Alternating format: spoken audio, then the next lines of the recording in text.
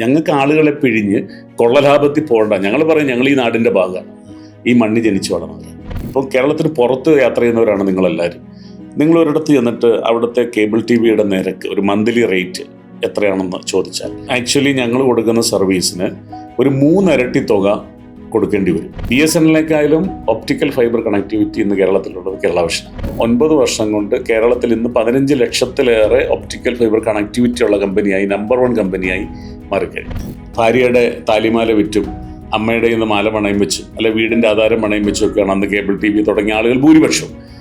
ഒരു ബാങ്കിൽ നിന്ന് ഒരു രൂപ പോലും നമുക്ക് സഹായം തരില്ല.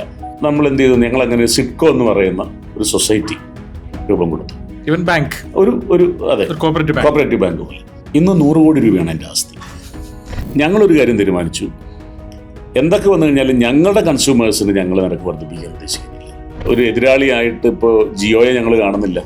പണ്ട് റിലയൻസ് വരുമ്പം ഭയപ്പെടുന്നു എന്ന് പറഞ്ഞ പോലെ ഇന്നിപ്പോൾ ഞങ്ങൾ റിലയൻസ് ഞങ്ങൾക്കൊരു ത്രട്ടനായിട്ടുള്ള ഒരു എതിരാളിയായിട്ട് കേരള മാർക്കറ്റിൽ ഇതുവരെ ഞങ്ങൾക്ക് ഫീൽ ചെയ്തിട്ടില്ല. ഇപ്പോൾ ഇതേ സ്ഥാനത്ത് ഇനി ഇലോൺ മസ്ക് ഇന്ത്യയിലേക്ക് സാറ്റലൈറ്റ് സർവീസുമായിട്ട് കടന്നു വന്നാൽ കേരള വിഷനെ അതെങ്ങനെ എഫക്റ്റ് ചെയ്യാൻ ആണുള്ള പോസിബിലിറ്റിയാണ് കേരളത്തിലുള്ളത്.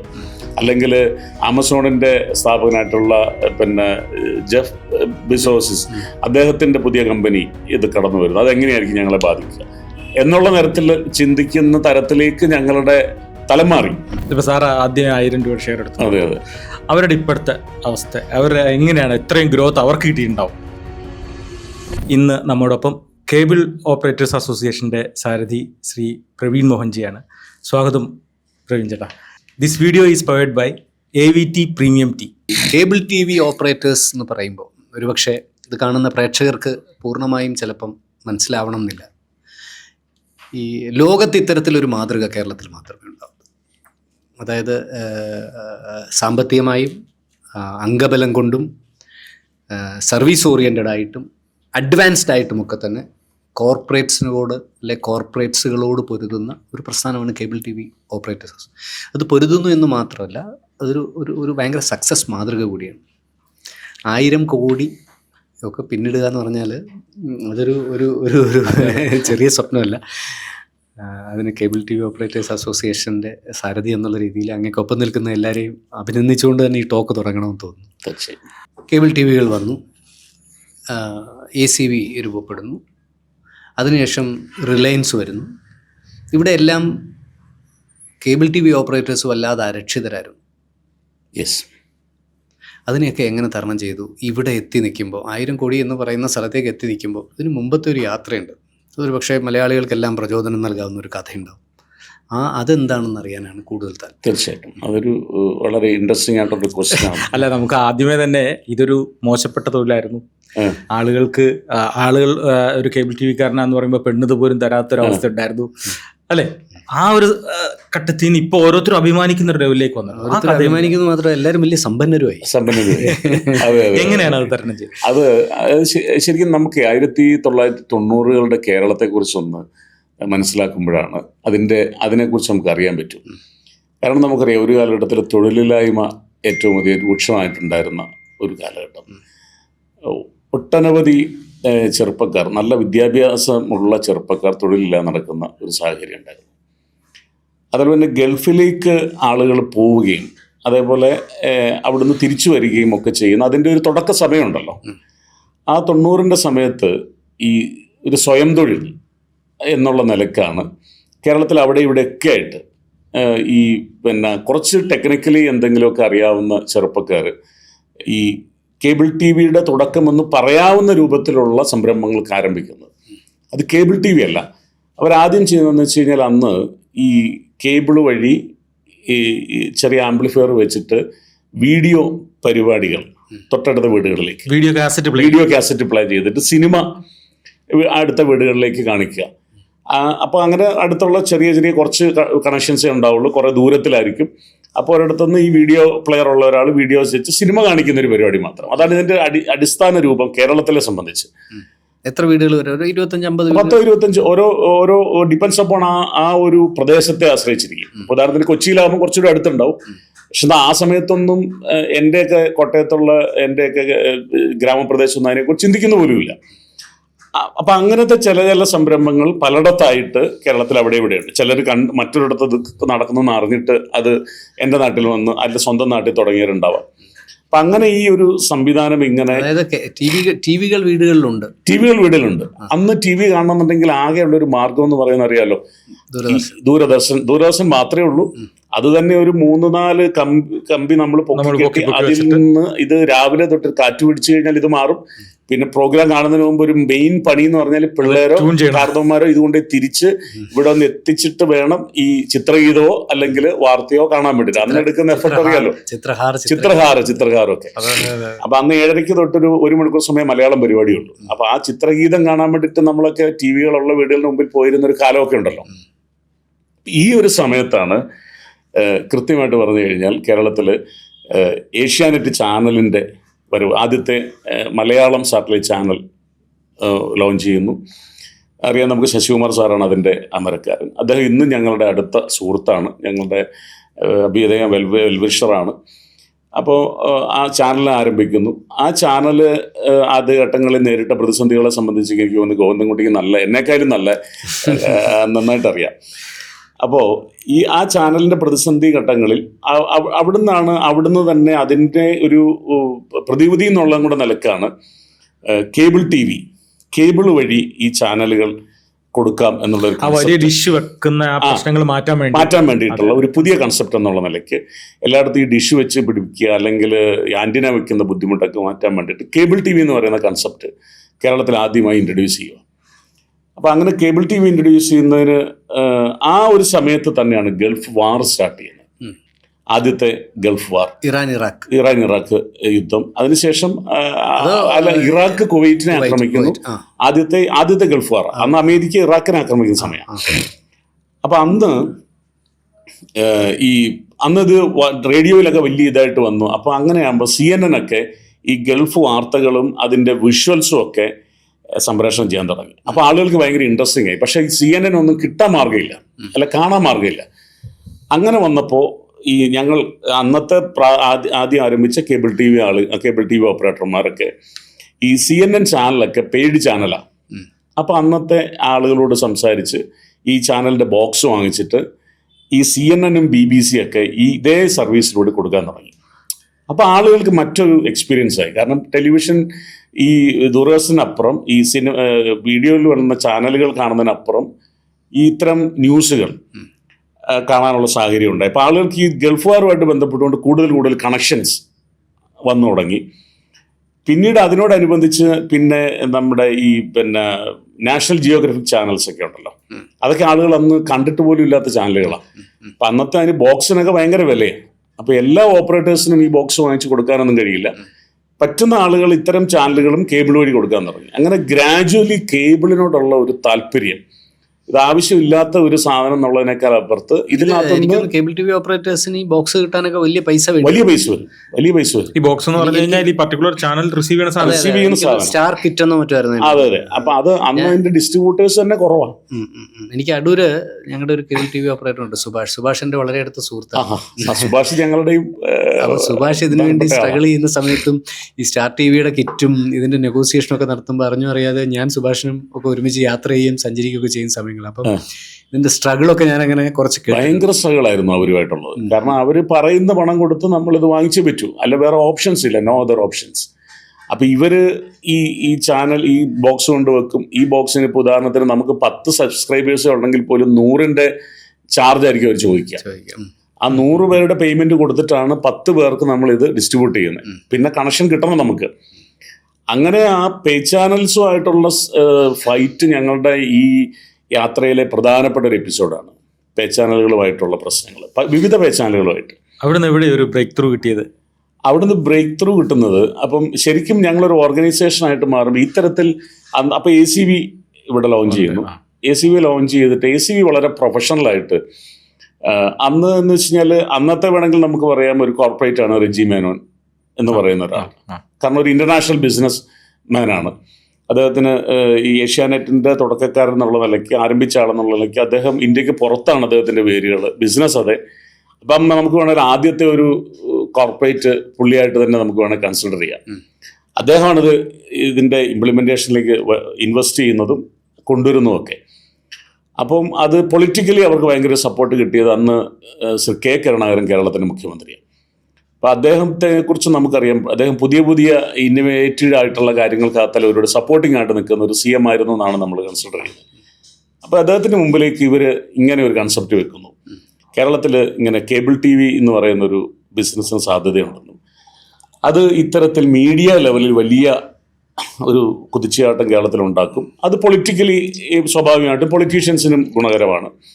അത് അദ്ദേഹത്തെ ബോധ്യപ്പെടുത്താൻ ഇവർക്ക് പറ്റി. അപ്പോൾ ഇത് ഡിസ്ട്രിബ്യൂട്ട് ചെയ്യാൻ വേണ്ടിയിട്ട് ഒരു പോസിബിലിറ്റി എന്ന് പറയുന്നത് വൈദ്യുതി പോസ്റ്റുകൾ കൂടി ഇത് ഫൈബർ വലിക്കാനുള്ള അല്ല അന്നത്തെ കേബിളിൽ വലിക്കാനുള്ള പെർമിഷൻ ഉണ്ടാവണം. ആ പെർമിഷൻ പിന്നെ ഫ്രീ ആയിട്ടായിരിക്കും ഒരുപക്ഷെ അവർ ചോദിച്ചത്. കാരണം എന്താ വെച്ച് കഴിഞ്ഞാൽ ഗവൺമെൻറ് 1 രൂപയ്ക്കാണ് കൊടുത്തത്.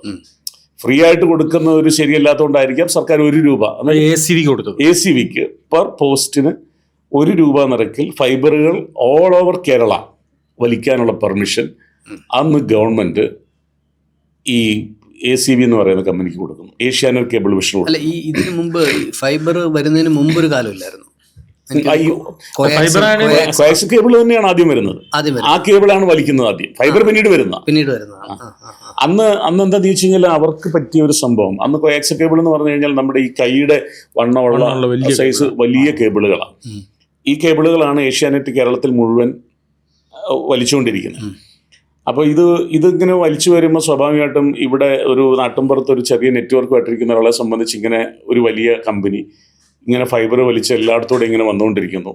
സ്വാഭാവികമായും അവർ ഒരു ഭീഷണിയുടെ നിഴലിലായി. ഒന്നെങ്കിൽ അവരുടെ ഫ്രാഞ്ചൈസി ആവുക, അല്ലെങ്കിൽ ഈ ബിസിനസ് വിട്ടുപോവുക. കാരണം ഇവരുടെ കയ്യിൽ most of the pay channels എല്ലാം അവരുടെ കയ്യിലുണ്ട്, ബൊക്കുകളുണ്ട്, കൂടുതൽ ചാനൽസ് ഉണ്ട്, പ്രൊഫഷണലിസം ഉണ്ട്, ക്യാപിറ്റലുണ്ട്. ഇത്രയും സാധനങ്ങളുമായിട്ട് വരുമ്പം ഇവിടെ ലോക്കലി ഒരു 10-100 കണക്ഷനുമായിട്ട് ഇങ്ങനെ ഒരു വീടിൻ്റെ ടെറസയിലോ അല്ലെങ്കിൽ ഒരു കോണിപ്പടിയുടെ കീഴിലോ ഇത് വെച്ചിട്ട് ഒരു സർവീസ് നടത്തിക്കൊണ്ടിരിക്കുന്നവരെ സംബന്ധിച്ച് അത് വലിയ ഭീഷണിയായി.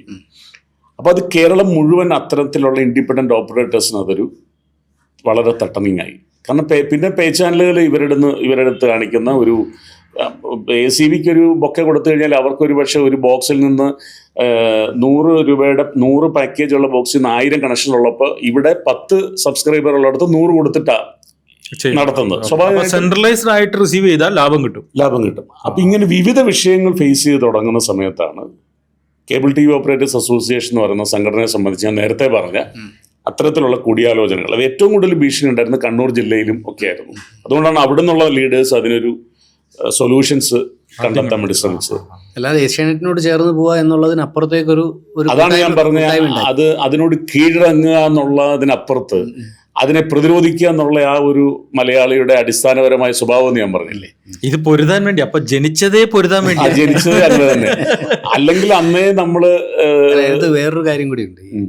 ഇതിന്റെ ആദ്യത്തെ പൊരുതൽ എന്ന് പറഞ്ഞാൽ ഈ ഡിഷ് വെച്ചിട്ട് കസ്റ്റമേഴ്സിനെ പിടിച്ച് ഏകദേശം കാര്യങ്ങളൊക്കെ ഒന്ന് ലൈവായി തുടങ്ങുമ്പോഴാണ് ഏഷ്യാനെറ്റിന്റെ വരവ്. അപ്പൊ ആദ്യത്തെ ഫൈറ്റിന്റെ ഒരു റെസ്റ്റ് എടുക്കാനുള്ള സമയം കിട്ടിയില്ല.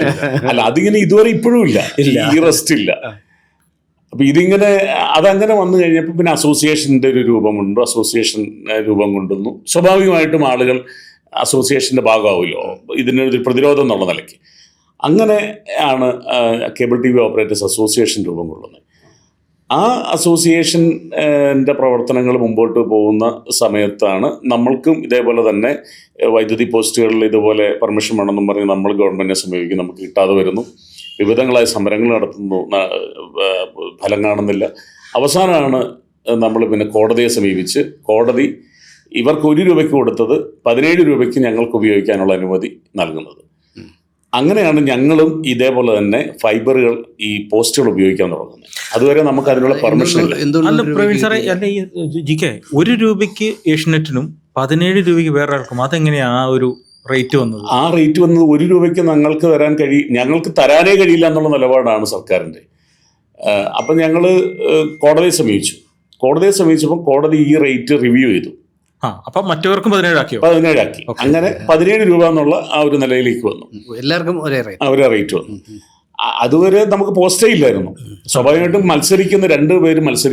മത്സരിക്കുന്ന ഒരാൾ നല്ല സ്പൈക്കും അതുപോലെ തന്നെ നല്ല ഇതുമൊക്കെ ഇട്ട് നല്ല ഇതായിട്ട് ഓടാൻ നിൽക്കുന്നു, വേറൊരാൾ ചെരുപ്പൊന്നുമില്ല, ആവശ്യത്തിന് പ്രാക്ടീസും ഇല്ലാതെ നമ്മളിങ്ങനെ ഓടാൻ നിൽക്കുന്നു. ലഗാൻ സിനിമയിലെ മത്സരം. ലഗാൻ സിനിമയിലെ ഒരു മത്സരം അതായിരുന്നു ഇതിന്റെ തുടക്കം.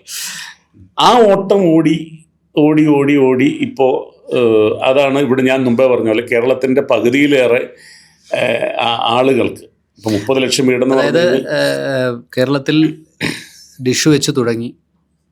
അതൊരു ആദ്യത്തെ പ്രതിരോധമായിട്ട് ACV എന്ന അന്നത്തെ ഒരു കോർപ്പറേറ്റ് വന്നപ്പോൾ ACVയോട് ചേരുക അല്ലെങ്കിൽ പണി നിർത്തുക എന്നുള്ള ഓപ്ഷൻ വന്നപ്പോൾ കേബിൾ TV ഓപ്പറേറ്റേഴ്സ് അസോസിയേഷൻ ഉണ്ടായി. അവിടെ നിന്ന് കേബിൾ TV ഓപ്പറേറ്റേഴ്സ് അസോസിയേഷനുകൾ കൺട്രോൾ റൂമുകൾ സെറ്റ് ചെയ്യുന്നു അല്ലേ? അപ്പോൾ അന്നൊക്കെ ഓരോ ജില്ലയ്ക്കും അല്ലെങ്കിൽ ഓരോ മേഖലയ്ക്കും എന്നുള്ള നിലയ്ക്കുള്ള തരത്തിലുള്ള കൺട്രോൾ റൂമുകളായിരുന്നു. ഓരോ നെറ്റ്വർക്കും കൺട്രോൾ റൂമായി. അപ്പോഴത്തേന് OFC വന്നു. OFC വന്നതിന് ശേഷമാണ് ഈ അത്തരത്തിലുള്ള കൺട്രോൾ റൂമുകൾ ആവശ്യമില്ല എന്നുള്ള തലത്തിലേക്ക് വരുന്നത്. കാരണം ഒപ്റ്റിക്കൽ ഫൈബർ കൂടുതൽ സിഗ്നലുകൾ ലോസ് ഇല്ലാതെ എത്തിക്കാൻ കഴിയുന്ന ടെക്നോളജി വന്നതോടുകൂടിയാണ് പല കൺട്രോൾ റൂമുകളും ഒഴിവാക്കിക്കൊണ്ട് കൺസോൾഡേറ്റഡ് ആയിട്ടുള്ള കൺട്രോൾ റൂമുകളിലേക്ക് പതുക്കെ മാറി. ഉദാഹരണത്തിന് ഒരു പഞ്ചായത്തിൽ ഒരു കൺട്രോൾ റൂം വന്നിട്ടുണ്ടായിരുന്നെങ്കിൽ 10 പഞ്ചായത്തിനും ഓരോ കൺട്രോൾ റൂമുകൾ ഉണ്ടായിരുന്നു മിനിമം. അത് പിന്നെ അത് മാറി ഒരു കൺട്രോൾ റൂമുകളിലേക്ക് ഈ 10 പഞ്ചായത്തിലേക്ക് ഒരെണ്ണമായി മാറി. ഒരു ജില്ലാതല പിന്നെ ഇപ്പൊ അത് പിന്നെ ഓരോ ജില്ലകളുടെ ഇതിലേക്ക് മാറി. ഇപ്പോ നമുക്ക് കേരളത്തിലെ ഈ 30 വീടുകളിലേക്ക് ഞങ്ങൾ സർവീസ് കൊടുക്കുന്നത് ഒറ്റ കൺട്രോൾ റൂമിൽ നിന്നാണ്. 30 ലക്ഷം വീടുകളിലേക്ക് സർവീസ് കൊടുക്കുന്ന തൃശ്ശൂർ പുതുക്കാടുള്ള ഞങ്ങളുടെ സിംഗിൾ കൺട്രോൾ റൂമിൽ നിന്നാണ് ഈ 30 ലക്ഷം വീടുകളിലേക്ക് ഞങ്ങളുടെ സർവീസ് എത്തുന്നത്. അപ്പൊ ആ നിലയ്ക്ക് ടെക്നോളജി മാറി. ആ ടെക്നോളജിയെ ഞങ്ങൾ ചെറിയ തുകകൾ സമാഹരിച്ച് ഈ ടെക്നോളജി നമ്മൾ കൊണ്ടുവരണമെന്നുണ്ടെങ്കിൽ വലിയ എക്സ്പെൻസീവ് ആണ്. അപ്പം വലിയ കോർപ്പറേറ്റ് കമ്പനികളെ സംബന്ധിച്ച് അവർക്കത് പ്രശ്നമല്ല. പക്ഷെ ഞങ്ങളിപ്പോൾ ഞങ്ങളുടെ ഓപ്പറേറ്റേഴ്സിൽ നിന്ന് ഞങ്ങൾ ചെറിയ തുകകൾ സമാഹരിച്ചു. ആ തുകകൾ സമാഹരിച്ച് അതിനു വേണ്ടിയിട്ട് ഞങ്ങളൊരു കമ്പനി ഉണ്ടാക്കി. ആദ്യത്തെ കേരള കമ്മ്യൂണിക്കേറ്റേഴ്സ് കേബിൾ ലിമിറ്റഡ് എന്ന് പറയുന്ന ഒരു കമ്പനിക്ക് രൂപം കൊടുക്കുന്നു. ഞങ്ങൾ തുടങ്ങുന്ന ആദ്യത്തെ പബ്ലിക് ലിമിറ്റഡ് കമ്പനിയാണ്. 1000 രൂപയാണ് അതിൻ്റെ പെർ ഷെയറിൻ്റെ വില എന്ന് പറയുന്നത്. അപ്പോൾ അന്ന് അതിൻ്റെ 9ാമത്തെ ഷെയർ ഹോൾഡറാണ് ഞാൻ. അന്ന് ആദ്യത്തെ 10 പേര് 1000 രൂപ ഇട്ടപ്പോൾ 9ാമത് 1000 രൂപ ഇട്ട ഒരാളാണ് ഞാൻ. ആ കമ്പനിയുടെ ടേൺ ഓവറാണ് ഇന്ന് 1100 കോടി രൂപയിലേക്ക് നിൽക്കുന്നത്. ഇത് 2017 ഇത് ആരംഭിക്കുന്നത്. 2017 അതായത് 90കളിൽ കേബിൾ TV ഇത്തരത്തിലുള്ള സംവിധാനങ്ങൾ ആരംഭിക്കുന്നു. 1996 കേബിൾ TV ഓപ്പറേറ്റേഴ്സ് അസോസിയേഷൻ രൂപം കൊള്ളുന്നു. അതിനുശേഷം ഈ 96 മുതൽ 9 വർഷക്കാലം ഇത്തരത്തിലുള്ള വിവിധങ്ങളായ മത്സരങ്ങളും കാര്യങ്ങളും നേരിട്ടുകൊണ്ടിരിക്കുന്നു. അതിന് പ്രതിവിധി എന്നുള്ള നിലയ്ക്ക് 2017 KCCL Kerala communicators cable limited എന്ന് പറയുന്നത് 2017 മറ്റൊരു കമ്പനി രൂപം കൊടുക്കുന്നുണ്ട്. 8 വർഷം കൊണ്ട് ഇത്രയായോ? 2007 അല്ല, 1000 നിന്ന് 1000 കോടിയിലേക്ക് 1000 കോടിയിലേക്ക് അല്ലെ 1000 നിന്ന് 1000 കോടിയിലേക്ക് എല്ലാ ദിവസവും മാറ്റങ്ങൾ നടന്നുകൊണ്ടിരിക്കുകയാണ്. ഇപ്പൊ നമ്മൾ ഈ സ്റ്റുഡിയോ തന്നെ നമ്മൾ ഷൂട്ട് ചെയ്യുമ്പോൾ, പണ്ടാണ് ഈ സ്റ്റുഡിയോ ഷൂട്ട് ചെയ്യണമെങ്കിൽ 5-6 പേര് ആവശ്യമുണ്ടായിരുന്നു. ഇപ്പൊ നമ്മൾ ഒരു ക്യാമറയിലും ക്യാമറമാൻ ഇല്ല, സ്വിച്ച് ചെയ്യാൻ ഒരാൾ മാത്രമേ ഉള്ളൂ. ഈ ടെക്നോളജി മാറുന്നതിനനുസരിച്ച് ടെക്നോളജി അഡാപ്റ്റ് ചെയ്യാൻ പറ്റുന്ന ആൾക്കാർ തലപ്പത്തെത്തുക എന്നുള്ളത് വളരെ പ്രധാനം. ഇപ്പോൾ ACV വന്നപ്പോൾ നിങ്ങൾ കുറച്ച് മാറി. അതിനുശേഷം എനിക്കൊന്ന് റിലയൻസ് നിങ്ങളെ ഒന്ന് ഉണർത്തിയെന്ന് തോന്നുന്നു അല്ലേ? അതൊരു വലിയ പ്രതിരോധമായിരുന്നു. ഡിഷ് TV വന്നപ്പം, അതായത് നമ്മൾ ഇത് കഴിഞ്ഞിട്ട് DTH സംവിധാനം വന്നല്ലോ, അത് വേറൊരു ഇതായിരുന്നു. കാരണം ആദ്യം നമ്മൾ വലിയ കുടകളിൽ ഇതെടുത്തു, പിന്നീട് കുടകൾ മുഴുവൻ മാറി ഒപ്റ്റിക്കൽ ഫൈബറായി. അതിനുശേഷമാണ് DTHന്റെ വരവ്. അതായത് ഒരാൾക്കൊരു കുട 30,000-35,000 അല്ല 25,000 രൂപ കൊടുത്തൊരു കുട മേടിച്ച് വെക്കുന്നത് അപ്രായോഗികമായ സ്ഥലത്ത് മാസം ഒരു ചെറിയ എമൗണ്ടിന് ഇത്രയും ചാനലുകൾ എത്തിക്കുന്ന സ്ഥലത്ത് വരെ എത്തിച്ചു കഴിഞ്ഞപ്പോൾ ചെറിയ കുട, ഇത് വേറൊരു സാധനം വന്നു. ഓരോ വീട്ടിലേക്കും ഒരു കുഞ്ഞു കുട കൊണ്ടുവന്നു. അതിൽ നിന്ന് ഈ ചാനലുകൾ കിട്ടുന്ന സാഹചര്യം ഉണ്ടായി. അപ്പൊ ഞങ്ങൾ വീണ്ടും ഒന്ന് ഭയന്നു. ഇത് ഈ ഇൻവെസ്റ്റ് ചെയ്യാനുള്ളത് മുഴുവൻ ചെയ്തു, നെറ്റ്വർക്കിംഗ് ആയി, ഫൈബറായി, പിന്നെ പലയിടത്തും ഫൈബർ ആയിക്കൊണ്ടിരിക്കുന്ന സമയമാണ്. ഇതെല്ലാം പൂർത്തീകരിച്ചു കഴിഞ്ഞപ്പോൾ അടുത്ത വില്ലൻ.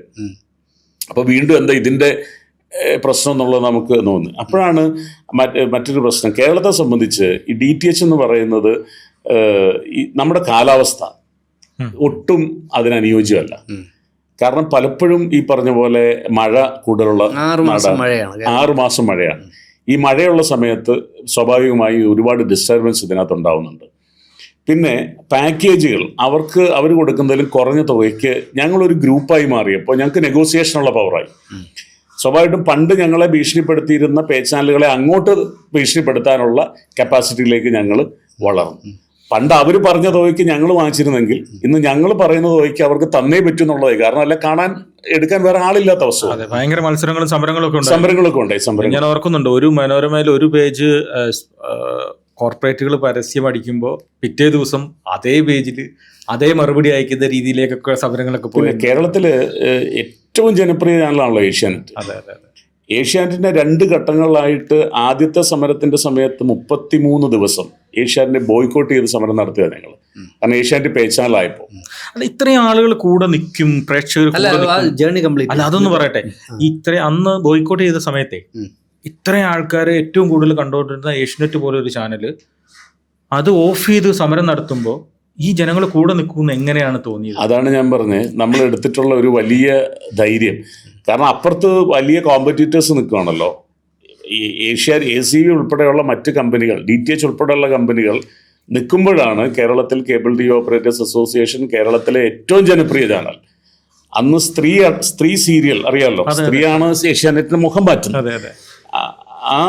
അതിൻ്റെ നിർണായകമായ സമയത്താണ് ഞങ്ങൾ ചാനൽ ഓഫ് ചെയ്തുകൊണ്ട് സമരം നടത്തുന്നത്.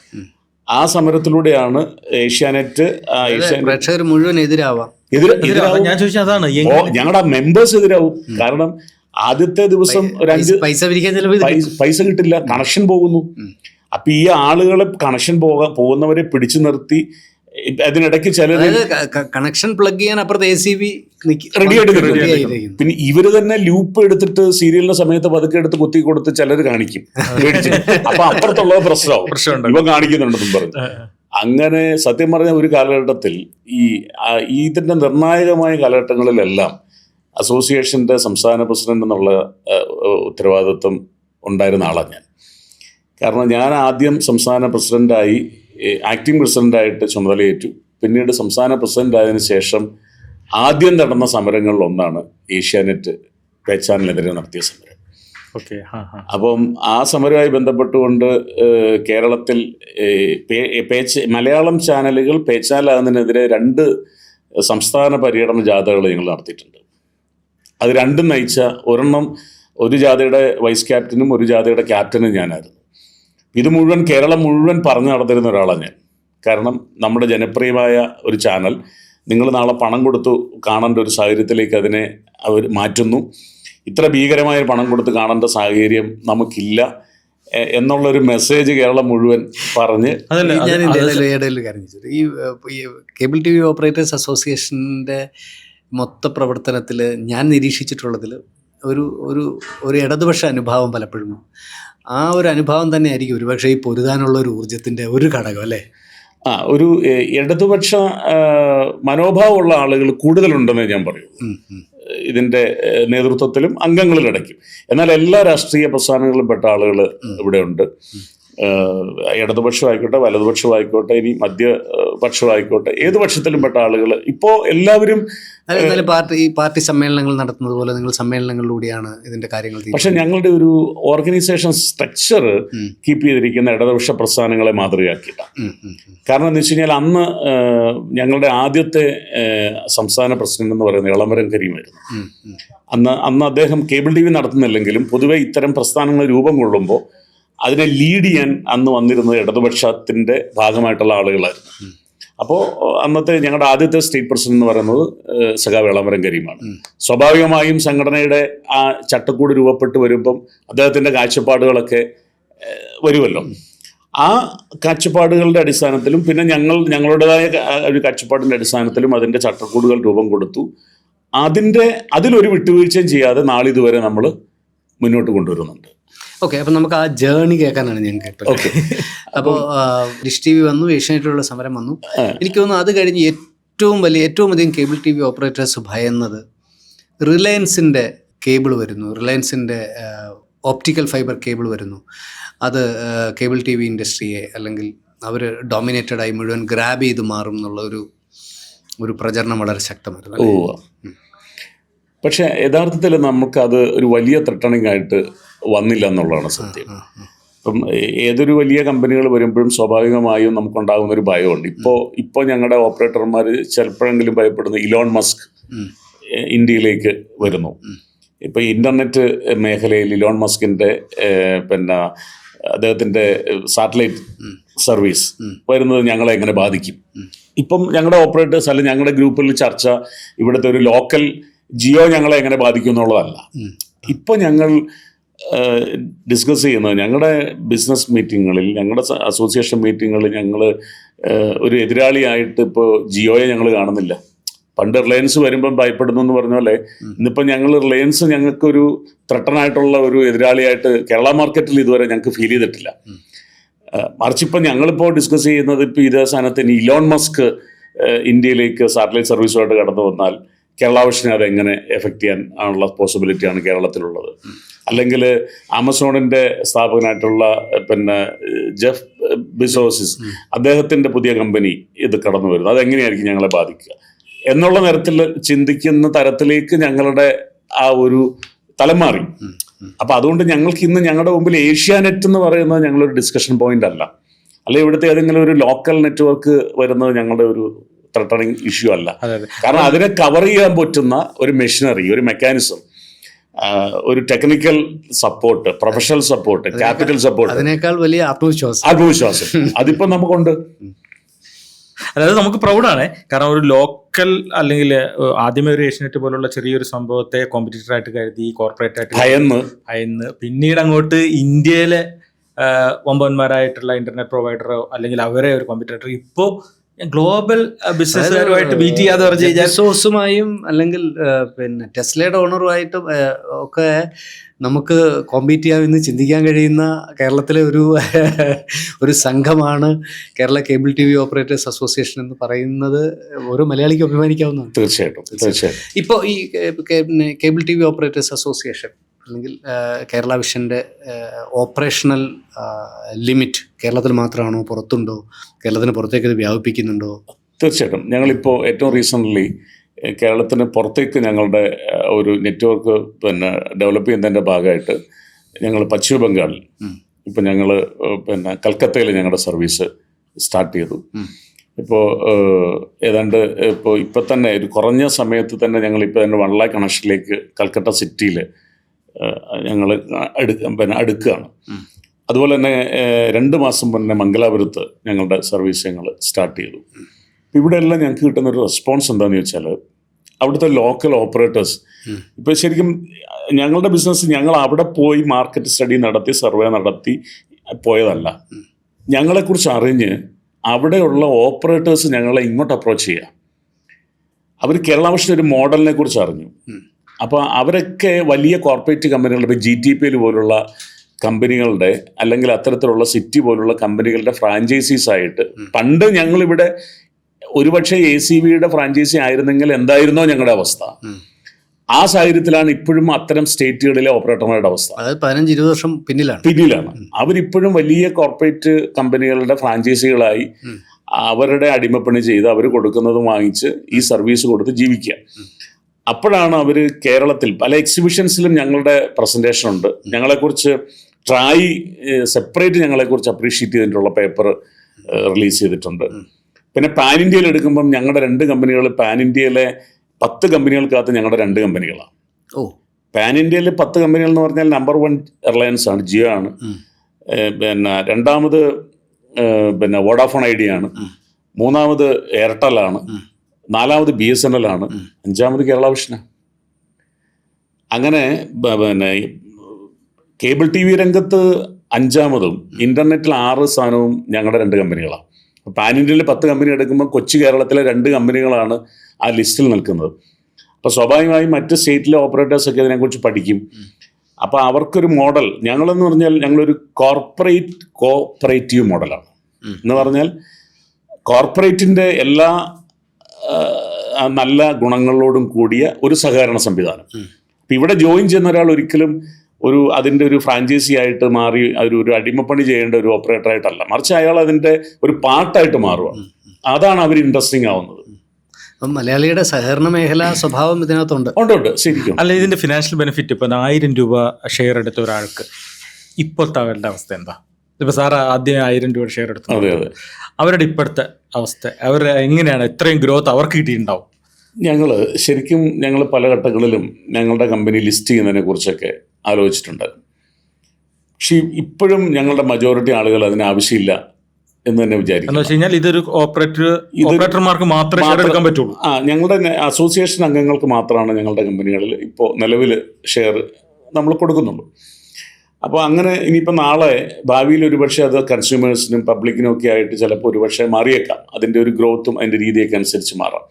അപ്പോൾ സതീഷ് ചോദിച്ചു തന്നെ ഇപ്പോൾ അതിൻ്റെ ഒരു മാർക്കറ്റ് വാല്യൂ ഇപ്പോൾ കണക്കൂട്ടണമെന്നുണ്ടെങ്കിൽ ഇപ്പോഴത്തെ രീതി അനുസരിച്ച് നോക്കിക്കഴിഞ്ഞാൽ എത്രയാണ്, ഒരു 10 വർഷം മുമ്പ് അല്ലെ 20 വർഷം 22 വർഷം മുമ്പ് 1000 രൂപ ടേൺ ഓവർ 1000 രൂപ ഷെയർ ഉണ്ടായിരുന്ന ഒരു കമ്പനിയുടെ ഇന്നത്തെ ടോട്ടൽ ഷെയർ വാല്യൂ എന്ന് പറയുന്നത് 1100 കോടി രൂപയാണ്. കേരളത്തിൽ 40 കമ്പനികളെ 1000 കോടി കടന്ന കമ്പനികളുള്ളൂ കേരളത്തിൽ. അതിലൊരു കമ്പനി കേരള വിഷനാണ്. അപ്പോൾ സ്വാഭാവികമായും അതിൻ്റെ എത്രത്തോളം ബാക്കിയെല്ലാം പ്രൈവറ്റ് കമ്പനികളായിരിക്കും. ബാക്കിയെല്ലാം പ്രൈവറ്റ് കമ്പനികളാണ്. ഗവൺമെന്റ് 1-2 ഗവൺമെന്റ് കമ്പനികൾ എനിക്ക് തോന്നുന്നു, 1-2 കമ്പനികൾ. KSFE ഉണ്ടാവും. KSFE കടന്നിട്ടുണ്ട്, ശരിയാണ്. ബാക്കി പലതും നഷ്ടത്തില്ല, KSEB ഉൾപ്പെടെ. അവിടെയാണ് ഒരു സഹകരണ മേഖലയിൽ കോർപ്പറേറ്റ് സ്വഭാവത്തോടു കൂടി നിൽക്കുന്ന ഒരു കമ്പനി ഈ ഒരു ഗ്രോത്തിലേക്ക് എത്തിയത്. ബാക്കിയുള്ള കമ്പനികളെ പറ്റി ഇങ്ങനെ നമുക്കൊന്ന് സൂചിപ്പിക്കാൻ തോന്നുന്നു. ഈവൻ ഇപ്പം നമ്മൾ കേരള കമ്മ്യൂണിക്കേറ്റേഴ്സ് കേബിൾ ലിമിറ്റഡ് മാത്രമേ പറഞ്ഞുള്ളൂ. അതിനുശേഷം വന്ന കമ്പനി അല്ല, സ്ട്രഗിളിന്റെ ഭാഗം തന്നെയാണ്. അത് തന്നെ. അതായത് ഞാൻ പറഞ്ഞ നമ്മൾ ഓരോ ഘട്ടത്തിലും വരുന്ന ഇൻഡസ്ട്രി വരുന്ന മാറ്റത്തിനനുസരിച്ച് ഞങ്ങളും മാറി തുടങ്ങിയിരുന്നു. മീൻസ് ആദ്യം ഈ പറഞ്ഞ പോലെ കേബിൾ ടി വി നമ്മൾ ഡിഷ് വെച്ച് തുടങ്ങിയ ചരിത്രം നമ്മൾ പറഞ്ഞു. അതിനുശേഷം നമ്മൾ ഒപ്റ്റിക്കൽ ടെക്നോളജിയിലേക്ക് വന്നു. ആ സമയത്ത് നമുക്കൊരു ഒരു കോമൺ ഹെഡിൻ്റെ ഉൾപ്പെടെയുള്ള ഇൻവെസ്റ്റ്മെന്റ് വന്നപ്പോൾ നമ്മളൊരു കമ്പനി 2007 KCCL രൂപം കൊടുക്കും. ഡിജിറ്റലൈസേഷന് വേണ്ടിയിട്ട് ഡിജിറ്റലൈസേഷൻ വേണ്ടിയിട്ട് ഒരു കമ്പനി രൂപം കൊടുക്കും. ആക്ച്വലി അതാണ് ഫാക്ട്. അത് കഴിഞ്ഞിട്ട് പിന്നീട് നമ്മുടെ വന്നപ്പോഴാണ് ഇന്റർനെറ്റിന്റെ ഒരു പുതിയ സാഹചര്യം. ഇന്റർനെറ്റിലേക്ക് ലോകം മാറി തുടങ്ങുന്നു. അംബാനി ഒരു വഴി ഉണ്ടാക്കി തരുന്നു. അതാണ് ഗോവിന്ദൻകുട്ടി പറഞ്ഞ റിലയൻസിന്റെ വരവ്. അപ്പൊ റിലയൻസ് അന്നറിയാലോ, ആദ്യത്തെ മൊബൈലൊക്കെ ആയിട്ട് കടന്നു വരുന്നു. പിന്നെ ഇന്റർനെറ്റ് നമുക്ക് ഇന്ന് ജീവിതത്തിൽ അറിയാം, ഒഴിവാക്കാൻ പറ്റാത്തൊരു സംവിധാനം, ഇലക്ട്രിസിറ്റി പോലെയാണ്. അപ്പോൾ ഇന്റർനെറ്റ് വന്നപ്പോൾ നമ്മൾ അതിൻ്റെക്ക് വേണ്ടിയിട്ട് ഞങ്ങൾ കേരള വിഷൻ ബ്രോഡ്ബാൻഡ് ലിമിറ്റഡ് എന്ന് പറഞ്ഞിട്ടൊരു കമ്പനി 2017 ഞങ്ങളതിന് രൂപം കൊടുക്കുന്നു. ആ 2017 രൂപം കൊടുത്ത കമ്പനി ഇന്നിപ്പോൾ 2006 എത്തി നിൽക്കുമ്പോൾ ഏതാണ്ട് 9 വർഷം കൊണ്ട് 2026 എത്തി നിൽക്കുമ്പോൾ 9 വർഷം കൊണ്ട് കേരളത്തിൽ ഇന്ന് 15 ലക്ഷത്തിലേറെ ഒപ്റ്റിക്കൽ ഫൈബർ കണക്ടിവിറ്റി ഉള്ള കമ്പനിയായി, നമ്പർ 1 കമ്പനിയായി മാറിക്കഴിഞ്ഞു. BSNLേക്കായാലും ഒപ്റ്റിക്കൽ ഫൈബർ കണക്ടിവിറ്റി ഇന്ന് കേരളത്തിലുള്ളത് കേരള വിഷനാണ്. BSNLേക്കാളുണ്ട്. അപ്പോൾ വയേർഡ് കണക്ഷൻ. അപ്പോൾ എന്ന് പറയുമ്പോൾ ഇപ്പോൾ ടോട്ടൽ ഞങ്ങളുടെ കൺസ്യൂമർ കപ്പാസിറ്റി എന്ന് പറയുന്നത് 45 lakhs ആയി. അതിൽ ഒരു പാർട്ട് ഒരു 50% ഞങ്ങളുടെ തന്നെ നെറ്റ്വർക്ക് കേബിളും നെറ്റ് ഉപയോഗിക്കുന്നുണ്ടെന്ന് കൂട്ടിക്കും. അങ്ങനെ കൂട്ടുമ്പോഴും ഒരു 7-7.5 ലക്ഷം കണക്ഷൻ ഇപ്പുറത്തോട്ട് വരുമ്പോഴും ഒരു 10-35 ലക്ഷത്തോളം വീടുകളിൽ കേബിൾ ടിവിയും ഇന്റർനെറ്റും എത്തിക്കുന്ന തരത്തിലേക്ക് നമ്മുടെ സർവീസ് ഫീൽഡ് മാറി. അപ്പോൾ 2 കമ്പനികളായി. ഒന്ന് ഡിജിറ്റലിന് വേണ്ടിയിട്ടൊരു കമ്പനിയായി, പിന്നെ ബ്രോഡ്ബാൻഡിന് വേണ്ടിയിട്ട് മറ്റൊരു കമ്പനി വന്നു. ഇതിനൊക്കെ മുന്നേ ഞങ്ങളുടെ പണ്ട് ഞങ്ങളിപ്പോൾ പ്രസംഗിക്കുമ്പം പറയാറുണ്ട്, പിന്നെ ഭാര്യയുടെ താലിമാല വിറ്റും അമ്മയുടെ ഇന്ന് മാല പണയം വെച്ചും അല്ലെ വീടിൻ്റെ ആധാരം പണയം വെച്ചും ഒക്കെയാണ് അന്ന് കേബിൾ ടി വി തുടങ്ങിയ ആളുകൾ ഭൂരിപക്ഷം. ഒരു ബാങ്കിൽ നിന്ന് ഒരു രൂപ പോലും നമുക്ക് സഹായം തരില്ല. അല്ലെങ്കിൽ കാരണം ഈ വഴിയിൽ തൂങ്ങിക്കിടക്കുന്നതിനൊന്നും ഒരു സെക്യൂരിറ്റി ഇല്ലല്ലോ. പിന്നെ അതിനെങ്ങനെയാണ് ഒരു കൊളാട്രൽ സെക്യൂരിറ്റിയുടെ കാറ്റഗറിയിൽ എടുക്കാൻ പറ്റില്ല. സ്വാഭാവികമായും പണം സ്വയം കണ്ടെത്തേണ്ട അവസ്ഥയുണ്ടായിരുന്നു. വട്ടപ്പലിശയ്ക്ക് പണം എടുത്തു ഒക്കെ അങ്ങനെയാണ് ഇതെല്ലാവരും നടത്തിക്കൊണ്ടിരുന്നത്.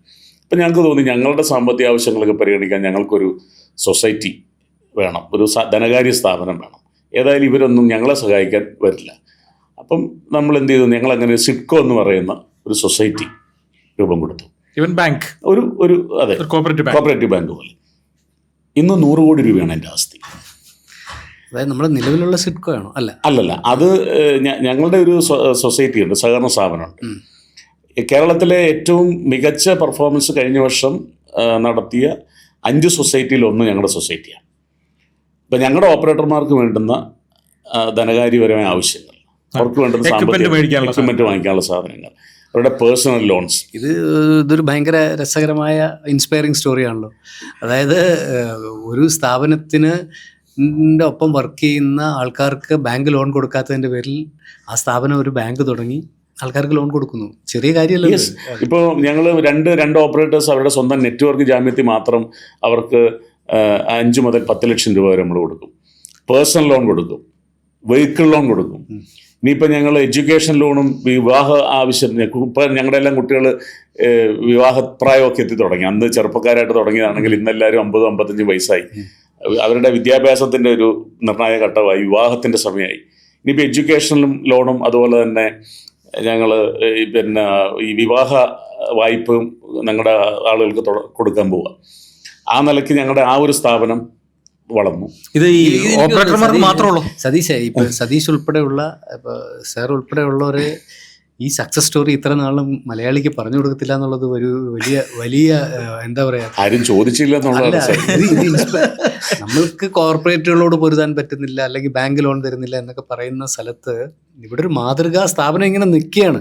നമുക്കിത് കേബിൾ എത്തിക്കുന്ന ഒരു സ്ഥാപനത്തിനപ്പുറത്തേക്ക് മലയാളിക്ക് കേബിൾ TV ഓപ്പറേറ്റർ അസോസിയേഷനെ പറ്റിയോ അല്ലെങ്കിൽ കേരള വിഷനെ പറ്റിയോ വലിയ ധാരണയില്ല എന്നുള്ളതാണ്. എനിക്ക് തോന്നുന്നു ഇതിന് മുൻപേ തന്നെ ഇന്ന് വൈകുന്നേരം, ഇന്ന് ഉച്ച കഴിഞ്ഞിട്ട് 3 മണിക്ക് US ബേസ് ചെയ്തിട്ടുള്ള ഒരു കൺസൾട്ടൻസി സ്ഥാപനം ഞങ്ങളെക്കുറിച്ച് പഠിക്കാൻ വേണ്ടിയിട്ട് വരുന്നുണ്ട്.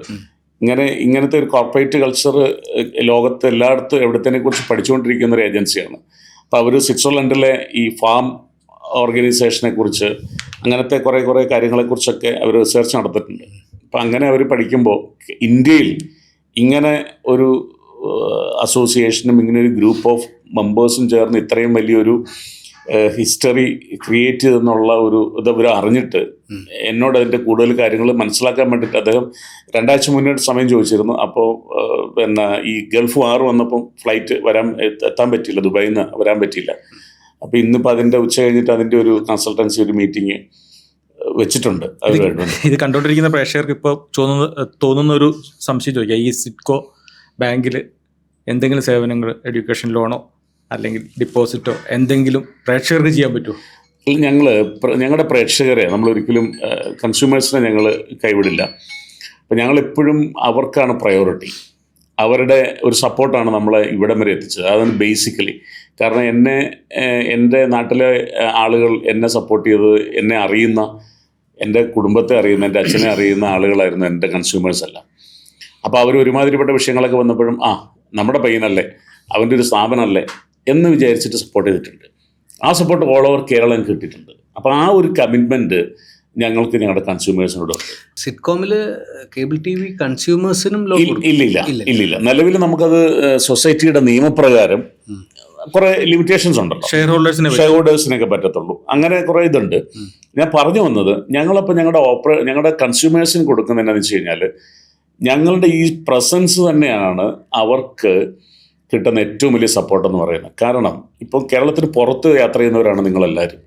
നിങ്ങൾ ഒരിടത്ത് ചെന്നിട്ട് അവിടുത്തെ കേബിൾ TVയുടെ നിരക്ക്, ഒരു മന്ത്ലി റേറ്റ് എത്രയാണെന്ന് ചോദിച്ചാൽ, അല്ല നമ്മൾ കൊടുക്കുന്ന ഒരു പ്ലാനിൻ്റെ റേറ്റ് ചോദിച്ചാൽ, ഇപ്പോൾ ആക്ച്വലി ഞങ്ങൾ കൊടുക്കുന്ന സർവീസിന് ഒരു 3 ഇരട്ടി തുക കൊടുക്കേണ്ടി വരും കേരളത്തിന് പുറത്ത്.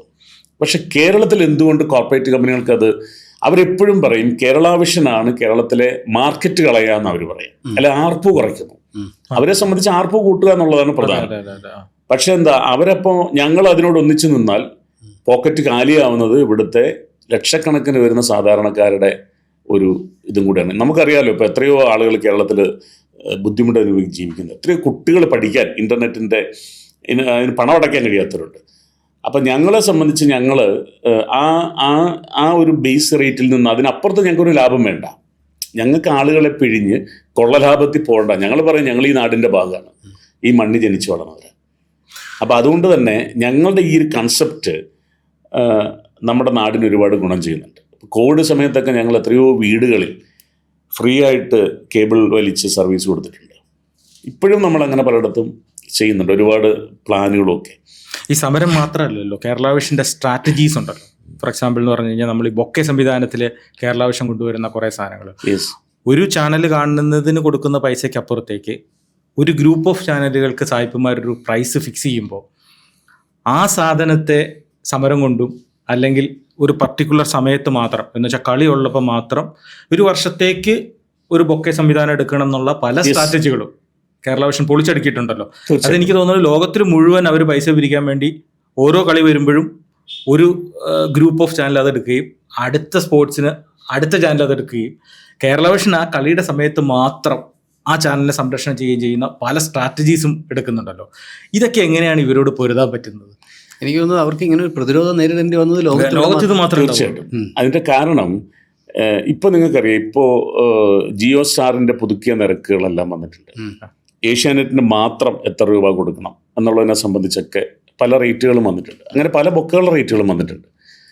പക്ഷേ ഞങ്ങളൊരു കാര്യം തീരുമാനിച്ചു, എന്തൊക്കെ വന്നു കഴിഞ്ഞാലും ഞങ്ങളുടെ കൺസ്യൂമേഴ്സിന് ഞങ്ങൾ നിരക്ക് വർദ്ധിപ്പിക്കാൻ ഉദ്ദേശിക്കുന്നില്ല. ഓക്കെ, അത് അവരെ സാക്രിഫൈസ് ചെയ്യാൻ, അവരെ മുന്നിലോട്ട് ഇട്ട് കൊടുത്തിട്ട് ഞങ്ങൾ എന്തായാലും ഈ ബിസിനസ് ചെയ്യാൻ ഉദ്ദേശിക്കുന്നില്ല. അപ്പം ഞങ്ങളുടെ ബേസ് റേറ്റിൽ ഒരു മാറ്റവും വരുത്തേണ്ടതെന്ന് തന്നെ ഞങ്ങൾ തീരുമാനിച്ചിട്ടുണ്ട്. അതിൻ്റെ നെഗോസിയേഷൻസ് ഞങ്ങൾ കമ്പനികളുമായിട്ട് നടത്തും. സ്വാഭാവികമായിട്ടും കുറച്ചൊക്കെ ഞങ്ങളുടെ പ്രഷർ അവർക്ക് അംഗീകരിച്ചേ പറ്റൂ. കാരണം ഞങ്ങളെപ്പോലെ ഒരു വലിയ ഗ്രൂപ്പിനെ മാറ്റി നിർത്തിക്കൊണ്ട് കേരളത്തിൽ ബിസിനസ് ചെയ്യാൻ പറ്റില്ല. അപ്പോൾ എന്തൊക്കെ തരത്തിലുള്ള ഒരു ആനുകൂല്യം ഞങ്ങൾക്ക് കിട്ടിയാലും ആ ആനുകൂല്യം അതേപടി ഞങ്ങൾ കൺസ്യൂമറുടെ പോക്കറ്റിലേക്ക് ഞങ്ങൾ കൊടുക്കും. മീൻസ് അപ്പോൾ അവരെ സംബന്ധിച്ച് ഇപ്പം മാർക്കറ്റിൽ അവർ എന്നും കാണുന്ന ചാനലിന് വില കൂട്ടിയാലും അത് അവരെ ബാധിക്കാത്ത രീതിയിൽ ബിസിനസ്സിനെ കൊണ്ടുപോകാൻ ഞങ്ങൾക്ക് കഴിയുന്നുണ്ട്. അത് ഞങ്ങൾ കുറച്ച് ബ്ലീഡ് ചെയ്തിട്ടാണെങ്കിൽ പോലും ഞങ്ങൾ ചിലപ്പോൾ ഞങ്ങൾക്ക് നഷ്ടം വരുമായിരിക്കും. അല്ലെങ്കിൽ ഈ പണം ഞങ്ങൾ ഒന്ന് പ്രഷറൈസ് ചെയ്താൽ ചിലപ്പോൾ മാർക്കറ്റിൽ നിന്ന് എടുത്ത് വെറുതെ ഞങ്ങൾക്ക് വാങ്ങിക്കാൻ പറ്റുന്ന സാധനമാണ്. പക്ഷേ അത് അങ്ങനെ വേണ്ട. അത്തരത്തിലൊരു ചൂഷണത്തിന് കേരള വിഷൻ കേരളത്തിൽ കൂട്ടു നിൽക്കുന്നില്ല എന്നുള്ള ഒരു സ്റ്റാൻഡ് ഞങ്ങൾ. 19 രൂപ ഒരു കളിക്ക് ആക്കി കഴിഞ്ഞാൽ ഈ കളി കാണണമെങ്കിൽ നിങ്ങൾക്ക് 19 രൂപ തന്നെ പറഞ്ഞ് ഈസി ആയിട്ട് നിങ്ങൾക്ക് കളക്ട് ചെയ്യാം. ഞങ്ങൾക്ക് കളക്ട് ചെയ്യാം. Per connection. അപ്പോൾ എത്ര കോടിയാണ് വരും നിങ്ങൾ വിചാരിച്ചോ?